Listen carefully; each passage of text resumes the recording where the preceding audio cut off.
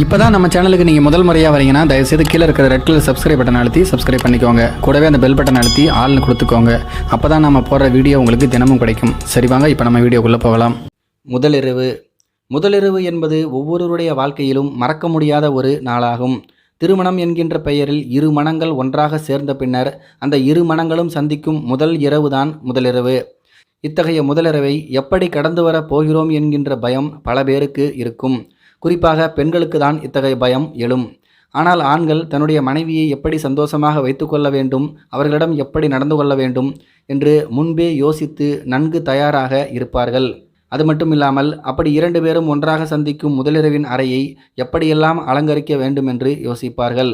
மேலும் தன்னுடைய மனைவி வசதியை உணரும் வகையில் பார்த்து கொள்வது ஒவ்வொரு கணவனுடைய கடமையாகும். இப்போது அந்த முதலிரவு குதூகலமாய் அமைய முதலிரவு அறையை வித்தியாசமாக அலங்கரிக்க மற்றும் முதலிரவுக்கு செல்லும்போது மனதில் கொள்ள வேண்டிய சில விஷயங்களை பற்றி இப்போது இந்த வீடியோவில் நாம் பார்க்கலாம். ரொமான்டிக் அறை. முதலிரவு நன்கு ரொமான்டிக்காக இருக்க வேண்டுமெனில் சற்று வித்தியாசமாக நல்ல ரொமான்டிக் பாடல்களை போட்டுவிடலாம். இதனால் முதலிரவு அறை ரொமான்டிக் நிறைந்ததாக இருக்கும். பூவை கொண்டு அறையை அலங்கரிக்கவும்.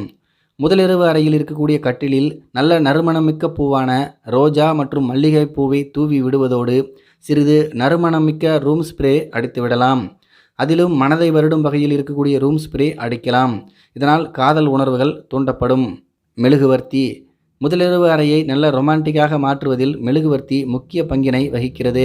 ஆகவே அறையில் மின்சார விளக்குகளை எரிய வைக்காமல் நல்ல நறுமணமிக்க மெழுகுவர்த்திகளை ஆங்காங்கு ஏற்றி வைத்தால் அந்த அறையில் ரொமான்ஸ் புகுந்து விளையாடும். Body spray. முதலிரவில் இருவரும் மிகவும் நெருக்கமாக அஜால் குஜலாக இருக்கப் போவதால் தவறாமல் நல்ல வாசனையுள்ள பாடி ஸ்ப்ரே அடித்து கொள்ள வேண்டும். இதனால் வியர்வை துர்நாற்றத்தில் இருந்து விடுபடுவதோடு பாலுணர்ச்சியும் அதிகம் தூண்டப்பட்டு அன்றைய இரவு சூப்பராக இருக்கும். வித்தியாசமான இடத்தை தேர்ந்தெடுக்கலாம். முதலிரவு சற்று வித்தியாசமான இடத்தில் நடைபெற ஆசைப்பட்டால் ரிசார்ட்டுகளில் மேற்கொள்ளலாம். இருப்பினும் நல்ல வசதியான இடம் என்றால் அது எப்போதுமே வீடுதான். மனைவியை வசதியாக உணர வையுங்கள். பொதுவாக பெண்கள் புது இடம் என்றால் சற்று வசதியின்மையை உணர்வார்கள். அது எந்த இடமாக இருந்தாலும் சரி, அவர்களுக்கு வசதியின்மையாக தான் இருக்கும். ஆகவே உங்கள் மனைவியை வசதியாக உணர வைப்பதற்கு அவர்களிடம் அன்பு, அக்கறை போன்றவற்றை நன்கு வெளிப்படுத்த வேண்டும். பரிசுகள் விரும்பாத பெண்கள் இருப்பார்களா? ஆகவே முதலிரவுக்கு வரும் மனைவிக்கு அவர்களுக்கு பிடித்தவற்றை பரிசாக வாங்கி கொடுங்கள். ஒருவேளை உங்களுடைய மனைவிக்கு பிடித்தது என்னவென்று உங்களுக்கு தெரியாவிட்டால் மனைவியின் உறவினரிடம் கேட்டு தெரிந்து கொள்ளுங்கள். இதனால் மனைவியின் மனதில் நல்ல இடம் பிடிப்பதோடு நாள் முழுவதும் சிரித்த முகத்துடன் வைத்துக்கொள்ள முடியும். பாலுணர்ச்சியை தூண்டும் உணவுகள். முதலிரவு நல்ல குதூகலமாக இருக்க வேண்டுமென்றால் பாலுணர்ச்சியை அதிகரிக்கும் உணவுகளை சாப்பிடுங்கள். மேலும் அந்த உணவுகளை அறையிலும் கொஞ்சம் வைத்துக்கொள்ளுங்கள். உள்ளாடை.